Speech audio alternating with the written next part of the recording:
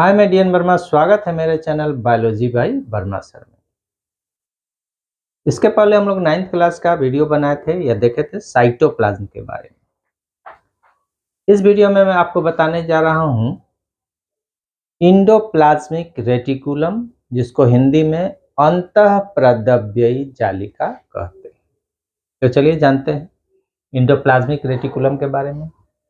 Endoplasmic reticulum, जैसा कि नाम से ही पता चलता है, इंडो मीन्स इनसाइड, अंदर, प्लाज्मा आया है साइटोप्लाज्म से, और रेटी मतलब होता है जाल, यानी कोशिका द्रव्य के अंदर पाया जाने वाला जाल जैसा संरचना, नेटवर्क जैसा संरचना जो है वो इंडोप्लाज्मिक रेटिकुलम कहलाता है। हिंदी में इसको अंतःप्रद्रव्यी जालिका।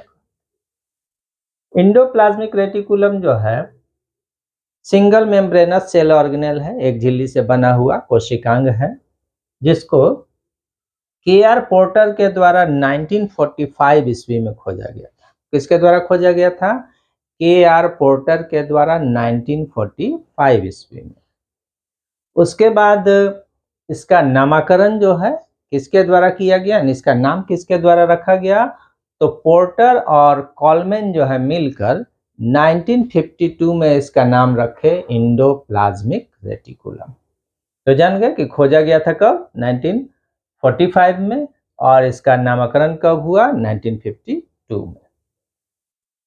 अब इसमें कहता है कि ये जो है एक membrane bound flattened tubular structure, यानी झिल्ली से घिरा हुआ चिपटा नलिकाकार संरचना, या कहिए bag like structure, flattened bag like structure, चिपटा जो है थैलीनुमा संरचना का एक नेटवर्क होता है, जाल होता है, जो पूरे कोशिका द्रव्य में फैला हुआ हो सकता है।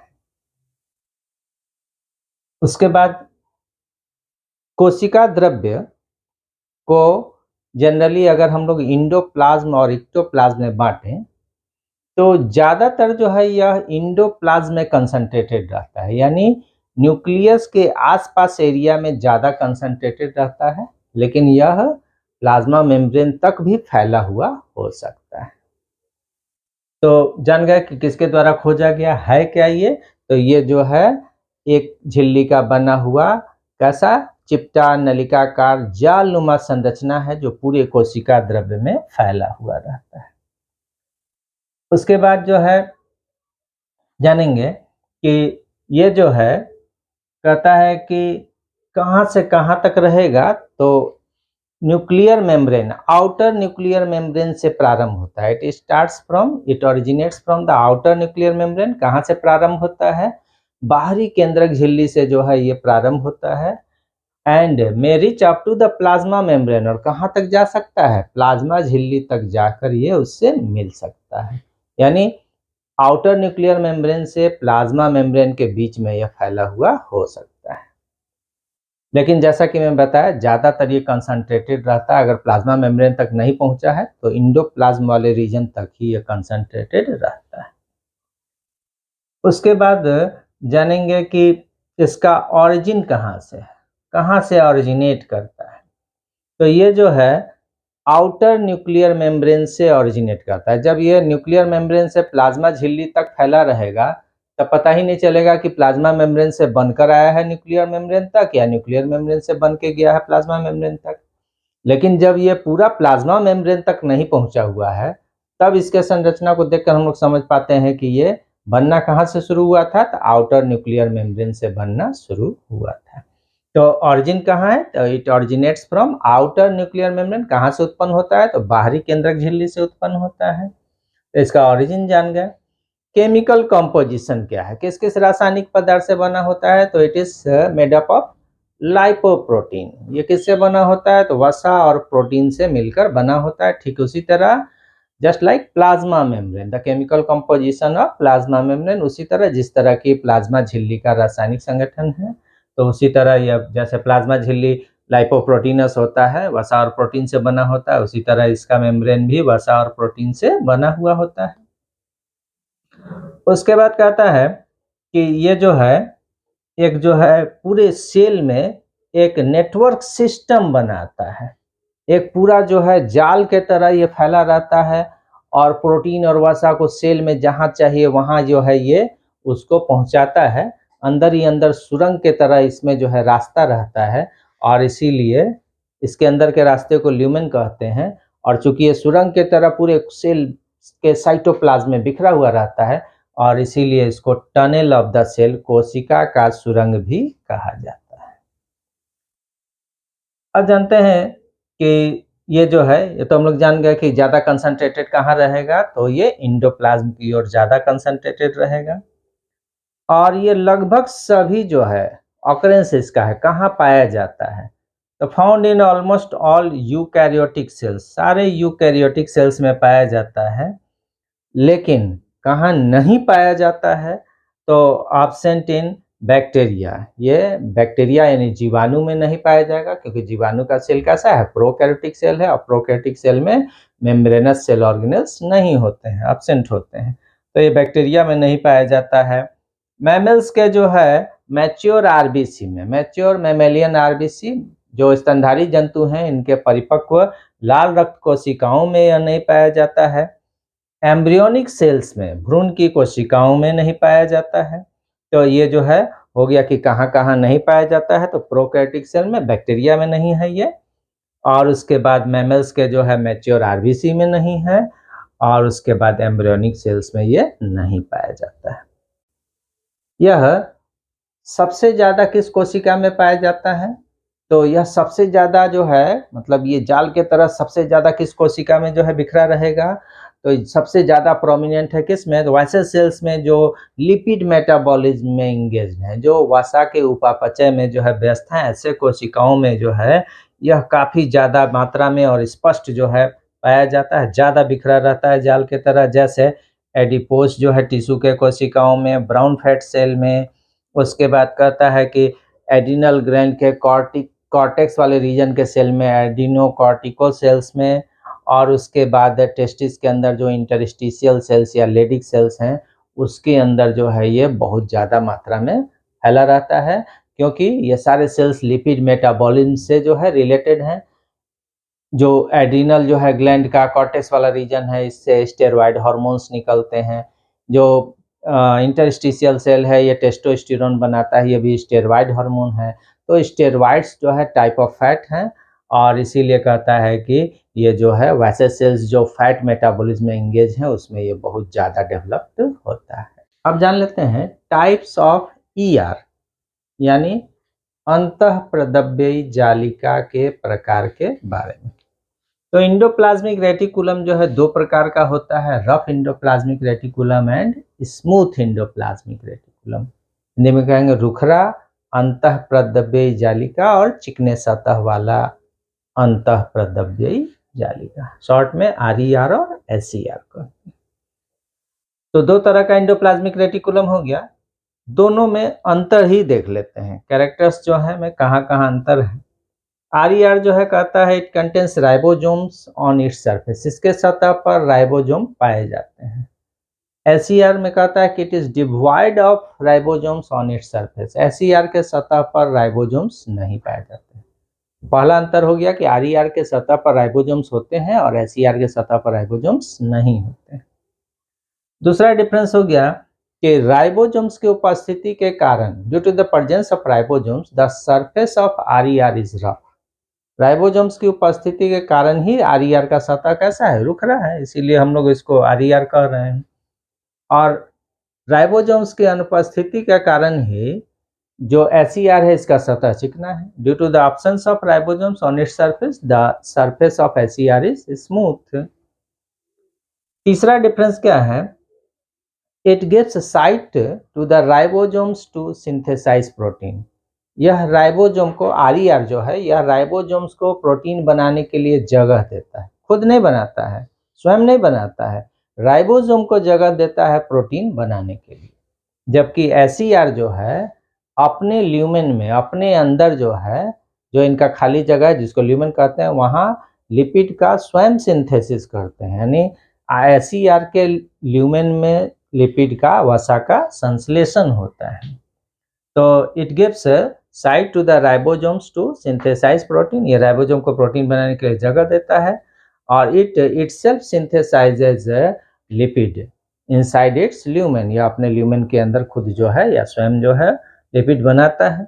और जैसा कि हम जानते हैं कि फैट का जो मॉलिक्यूल है वो ग्लिसरॉल के एक मॉलिक्यूल और फैटी एसिड के 3 मॉलिक्यूल से मिलकर बना होता है। फैट एक्चुअली ट्राइस्टर होता है। तो ग्लिसरॉल का एक मॉलिक्यूल और फैटी एसिड का 3 मॉलिक्यूल मिलकर फैट या लिपिड बनाता है, यानी फैट या लिपिड ट्राइस्टर होता है। अब कहता है कि राइबोसोम्स जो है send the synthesized protein into the lumen of the RER, and RER transports it inside the cell where it is required or needed। कहता है कि जो राइबोसोम्स हैं RER के सतह पर ये प्रोटीन बनाकर RER के ल्यूमेन में डाल देते हैं या भेज देते हैं, और RER जो है इसको पूरे सेल में जहां आवश्यकता होता है वहां ट्रांसपोर्ट करता है, पहुंचाता है। और SER अपने अंदर चूंकि फैट को बना रहा है तो it transports lipids in the cytoplasm of the cell where it is required. यह वसा को सेल में जहां आवश्यकता होगा वहां पहुंचाता है। तो RER जो है प्रोटीन का ट्रांसपोर्टेशन कर रहा है सेल के अंदर, और SER जो है वो फैट का ट्रांसपोर्टेशन कर रहा है। तो ये हो गया डिफरेंस, अपना कैरेक्टर भी RER का हो गया, SER का हो गया, और दोनों को जो है डिफ्रेंशिएट भी कर दिया, दोनों का डिफरेंस यानी अंतर भी हो गया। तो हम लोग देख लिए कि RER और SER में क्या अंतर है। फंक्शंस ऑफ ER के कार्यों के बारे में, अंतःप्रद्रव्य जालिका के क्या क्या कार्य हैं। तो पहला फंक्शन इसका है, it acts as a channel for the transport of materials like proteins and lipids. यह कोशिका के अंदर एक चैनल के तरह, एक सुरंग के तरह, एक रास्ते के तरह जो है कार्य करता है प्रोटीन और वसा के ट्रांसपोर्ट के लिए, प्रोटीन और वसा के परिवहन के लिए, यानी कोशिका के अंदर प्रोटीन और वसा को एक स्थान से दूसरे स्थान तक ले जाने के लिए यह एक चैनल की तरह कार्य करता है। दूसरा है, it acts as a cytoskeleton. यह जो है न्यूक्लियर मेम्ब्रेन से लेकर प्लाज्मा मेम्ब्रेन तक जब फैला रहता है तो सेल को अंदर से एक फ्रेमवर्क देता है, यानी कोशिका के अंदर जो है एक स्केलेटन के तरह, ढांचा के तरह, कंकाल के तरह कार्य करता है। इसीलिए कहते हैं कि it acts as a cytoskeleton. यह सेल के लिए एक स्केलेटन यानी कंकाल के तरह, कैसा, इंडोस्केलेटन, अंतः कंकाल की तरह कार्य करता है, क्योंकि कोशिका को एक निश्चित फ्रेमवर्क देता है। तीसरा function, it provides surface for some metabolic activities happening in the cells. कहता है यह कोशिका के अंदर होने वाले कुछ मेटाबॉलिक एक्टिविटीज को होने के लिए, मेटाबॉलिक एक्टिविटीज यानी उपापचयी प्रक्रियाओं को संपन्न होने के लिए स्थान प्रदान करता है, क्योंकि सारे जो है मेटाबॉलिक एक्टिविटीज साइटोप्लाज्म में नहीं होते हैं, कुछ के लिए सतह चाहिए। तो यह बहुत सारे मेटाबॉलिक एक्टिविटीज को होने के लिए सरफेस प्रदान करता है। तो ये हो गया तीसरा फंक्शन। चौथा है, SER plays a crucial role in detoxification of many drugs and poisons। जो SER है, स्मूथ इंडोप्लाज्मिक रेटिकुलम हमारा जो है, ये बहुत सारे ड्रग्स और जो पॉइजन्स हैं इसको डिटॉक्सिफाई करने में मदद करता है, specially in the liver cells, विशेष करके कहाँ, लीवर के कोशिकाओं में। और अगला फंक्शन हमारा है, in muscle cells it takes part in intracellular transmission of impulses. मांसपेशी की कोशिकाओं में, मस्कुलर सेल्स में, यह कोशिका के अंदर इम्पल्स को एक जगह से दूसरे जगह ले जाने में मदद करता है। तो ये मसल सेल्स क्या हो गया। अगला फंक्शन है, SER of adrenal cortex participates in the synthesis of lipid soluble steroid hormones like cortisone. Adrenal के कॉर्टेक्स का जो रीजन है, एड्रिनल का दो रीजन है, कॉर्टेक्स और मेडुला। तो एड्रिनल का बाहरी रीजन जो कॉर्टेक्स वाला है, इसमें जो सेल्स हैं, इसको बनाने वाले जो सेल्स हैं, उसके SER यानी स्मूथ इंडोप्लाज्मिक रेटिकुलम में कहता है कि फैट सॉल्युबल या लिपिड सॉल्युबल स्टेरॉयड हार्मोन्स को बनाने की क्षमता होती है, जैसे एग्जांपल के लिए कॉर्टिसोन। तो ये हो गया अगला फंक्शन हमारा। उसके बाद है कि SCR present in the lining cells of mammalian stomach and fish gills is involved in the secretion of chloride ion। कहता है कि जो मैमल्स हैं, स्तनधारी जंतु हैं, जो स्तनपाई जंतु हैं, इनके जो स्टोमक का जो लाइनिंग करने वाला सेल है, यानी स्टोमक के भीतरी सतह को बनाने वाला जो एपिथेलियल सेल, लाइनिंग सेल मतलब एपिथेलियल सेल जो है वो, या मछलियों के गिल्स में पाया जाने वाला जो सेल है, इसमें उपस्थित जो SCR हैं, ये क्लोराइड आयन के सेक्रीशन में भाग लेते हैं। तो ये एक फंक्शन हो गया। उसके बाद कहता है कि ER present in the pigmented epidermal cells of retina, participate in vitamin A synthesis। कहता है आँख का जो रेटिना है, इसके जो है पिगमेंटेड एपिथेलियल सेल्स में जो ER पाए जाते हैं, पिगमेंटेड एपिथेलियल सेल्स में जो ER पाए जाते हैं, ये विटामिन A के संश्लेषण में भाग लेते हैं। अगला फंक्शन है ER serves as the site of synthesis of enzymes and ATP। ER जो है कुछ एंजाइम्स एवं ATP यानी एडिनोसिन ट्राइफॉस्फेट के संश्लेषण के स्थान के तरह भी कार्य करता है। और नेक्स्ट है it gives rise to new nuclear membrane during telophase of cell division. हम लोग जानते हैं कि सेल डिवीजन के प्रोफेज में के अंत तक जो है न्यूक्लियर मेम्ब्रेन और न्यूक्लियोलस गायब हो जाते हैं। तो प्रोफेज के अंत में न्यूक्लियर मेम्ब्रेन गायब हो जाता है और टीलोफेज के अंत में न्यूक्लियर मेम्ब्रेन बन जाता है। तो जो न्यूक्लियर मेम्ब्रेन टीलोफेज में बन रहा है, कैरियोकाइनेसिस के टीलोफेज में जो न्यूक्लियर मेम्ब्रेन बन रहा है, उस न्यूक्लियर मेम्ब्रेन को बनाने में किसका योगदान है? तो इंडोप्लाज्मिक रेटिकुलम का योगदान है। तो ये सारा इतना सारा इसका कार्य था, किसका? इंडोप्लाज्मिक रेटिकुलम का। तो हम लोग देखे, कुछ इंट्रोडक्शन देखे ER का, उसके बाद टाइप्स ऑफ ER देखे, जिसमें मैं ER में RER और SER में अंतर ही बता दिया, और अलग अलग आप चाहते हैं तो अलग अलग पॉइंट भी जो है देकर इसको डिस्क्राइब कर सकते हैं। और उसके बाद फंक्शन बताया। 9th क्लास के बच्चों को कम पढ़ना है, इसीलिए 2 4 5 फंक्शन भी आप याद रख सकते हैं। 11th क्लास के बच्चों के लिए मैं थोड़ा फंक्शन ज़्यादा बता दिया हूँ, इसलिए वीडियो 9th क्लास के बच्चे के अलावा 11th क्लास के बच्चे भी जो है इसको आसानी से पढ़ सकते हैं। तो अगर आपको मेरा वीडियो अच्छा लगा हो तो मेरे वीडियो को लाइक कीजिए, शेयर कीजिए और मेरे चैनल को सब्सक्राइब कीजिए। धन्यवाद।